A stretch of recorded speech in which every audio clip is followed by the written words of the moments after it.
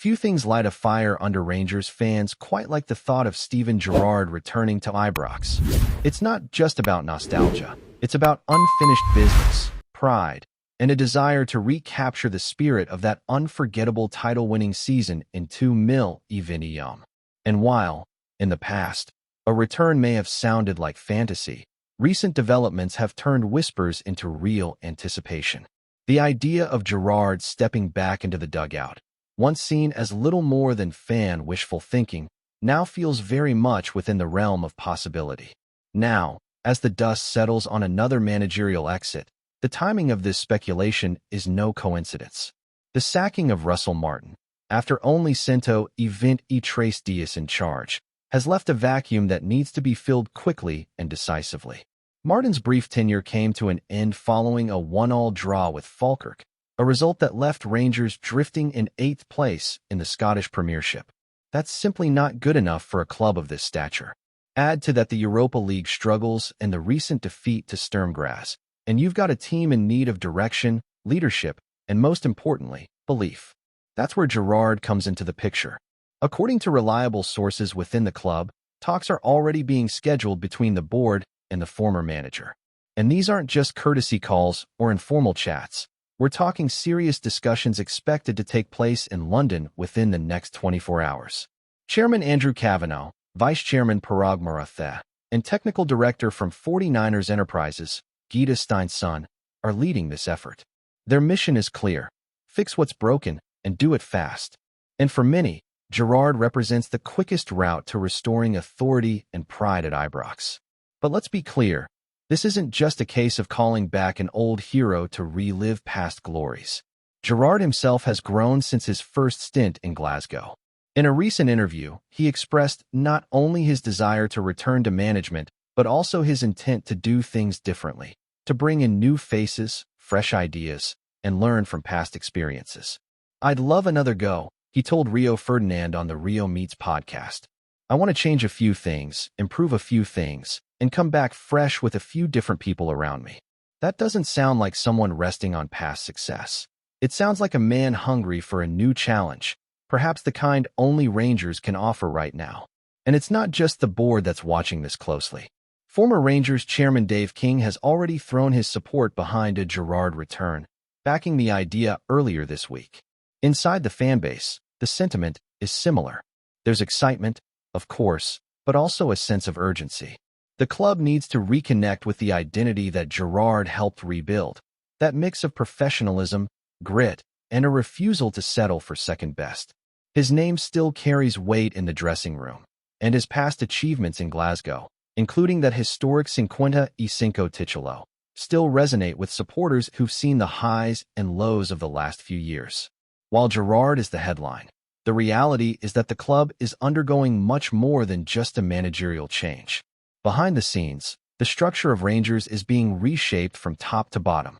Sporting director Kevin Thelwell is leading a wider rebuild, and several key appointments have already been made to strengthen departments that were previously overlooked or understaffed. One of the most significant names being considered for a new role is Jonathan Hunter-Barrett. Currently Wolves Academy manager, the 35-year-old is in the running to become the new head of Academy at Rangers, a position that has lacked stability since Zeb Jacobs left for Feyenoord back in April of 2024. Since then, roles have shifted, interim names have stepped in, but nothing has felt permanent.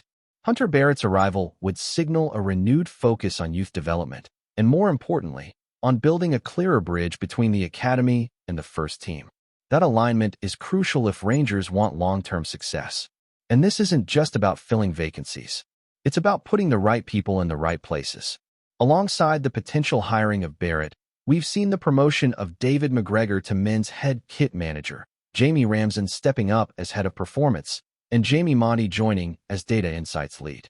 Monty brings experience from Dundee United and StatsBomb, and he'll be instrumental in embedding data and analytics into football decision-making, a step many top clubs around Europe have already embraced. There's also a shift happening in the scouting department. Norwich City's Robbie Thelwell, son of Kevin, has taken over technical scouting and loan management, and Everton's Nathan Fisher, previously head of emerging talent, will become the new head scout at Ibrox. These are not minor tweaks. These moves reflect a larger commitment to modernize Rangers' football operations, using a more strategic and connected approach. It's clear that the club's hierarchy isn't waiting around. Kavanagh and Marathe addressed supporters in an open letter earlier this week, owning up to recent failures and outlining their vision for the future. They admitted that the results under Martin were not good enough and took full responsibility for that decision.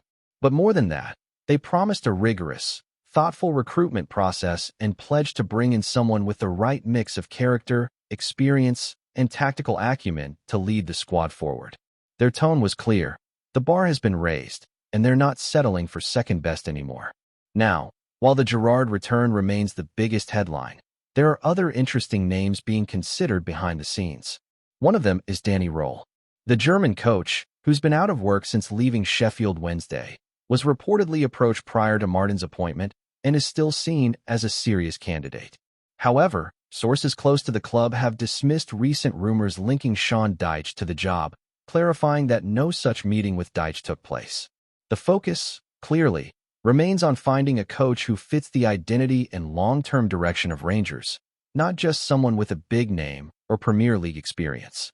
And speaking of returns, there's another former fan favorite who could be back in the fold, Jermaine Defoe.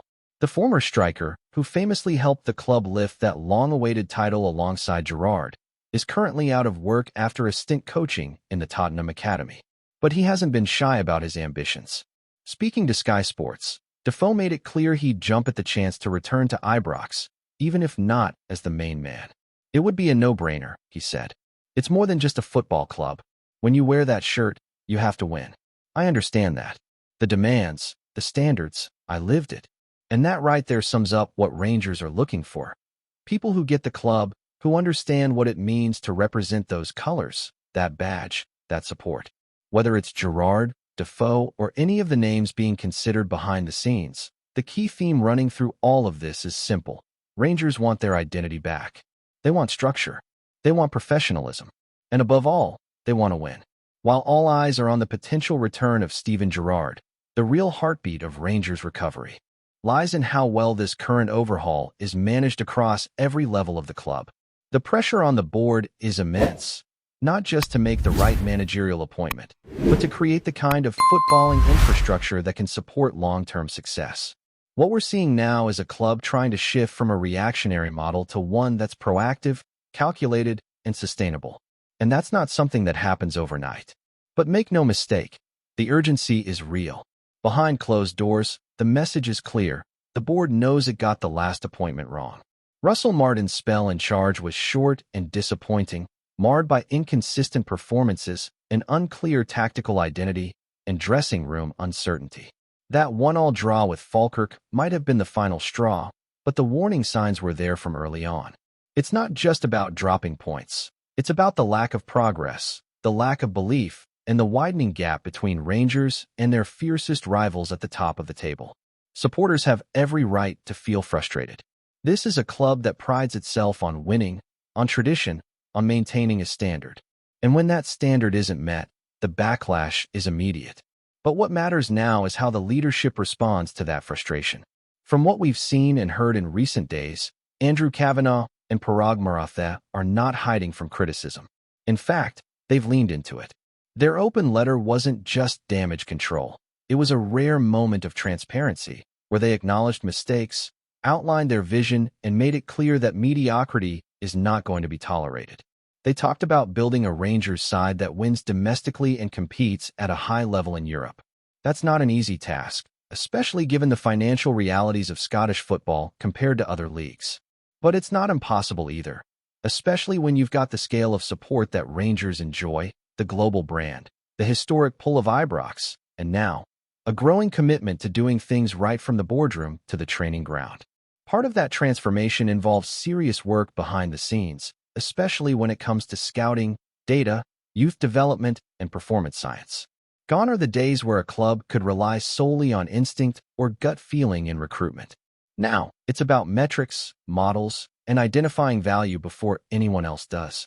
That's where appointments like Jamie Monty, coming in as data insights lead, become so crucial. With experience at Dundee United and StatsBomb, Monty brings a fresh perspective and an understanding of how to blend traditional scouting with modern analytics. His job won't just be to crunch numbers. It'll be to turn data into action, to help coaching staff make smarter decisions, and to make sure Rangers are ahead of the curve, not behind it. Then there's the academy. For years, fans have called for a stronger pathway from youth level to the senior squad. And now, with Jonathan Hunter-Barrett being considered for the top role at the academy, there's real hope that the gap can finally be bridged. At just 35 years old, Hunter-Barrett already has solid experience from his time at Wolves, where he climbed the ranks to become academy manager in Doys Mill, Evini Doys. His focus has always been on development, not just of players, but of coaches, systems, and structures. If he does take the role at Rangers, his task will be clear: produce players ready for the first team, instill the club's values from the ground up, and create a footballing culture that mirrors what's happening at the top. The truth is, for any club to thrive, every department needs to be aligned. That's what Kevin Thelwell is trying to build here. As sporting director, his role goes far beyond just transfers. He's overseeing the construction of an entire footballing identity, one that reflects both the heritage of Rangers and the demands of the modern game. His fingerprints are already starting to show. From bringing in Nathan Fisher as the new head scout to overseeing the restructuring of loan management under Robbie Thelwell, the pieces are slowly falling into place. It's a complex puzzle, but one that Rangers must get right if they want to avoid the cycles of boom and bust that have defined recent seasons. Of course, all of this backroom work means little without the right person leading the team on the pitch. And that's why the Gerrard conversations have become so crucial. It's not just sentiment. It's about credibility. When Gerrard arrived the first time, he brought a winning mentality, a level of professionalism and discipline that the club badly needed. He built a team that was hard to beat, well-drilled, and confident. Bringing him back now, with more experience under his belt and a clearer understanding of where he went wrong before, could be exactly the spark Rangers need to get back on track. But let's not pretend it would be easy. Expectations would be sky-high. The squad, as it stands, needs refining. The dressing room may require a reset, and the pressure to deliver would start from day one. But Gerrard has never been one to shy away from that kind of challenge. If anything, that's what seems to drive him. He knows what it takes to win at Ibrox. He understands the weight of the badge. And crucially, the players know him, or at least know the legend. That immediate respect, that authority, is something no new face can instantly command. Before we continue, make sure to subscribe to our channel and turn on notifications to get all the exclusive news about Rangers FC. Don't overlook any details about your beloved team. It's crucial for Rangers FC fans.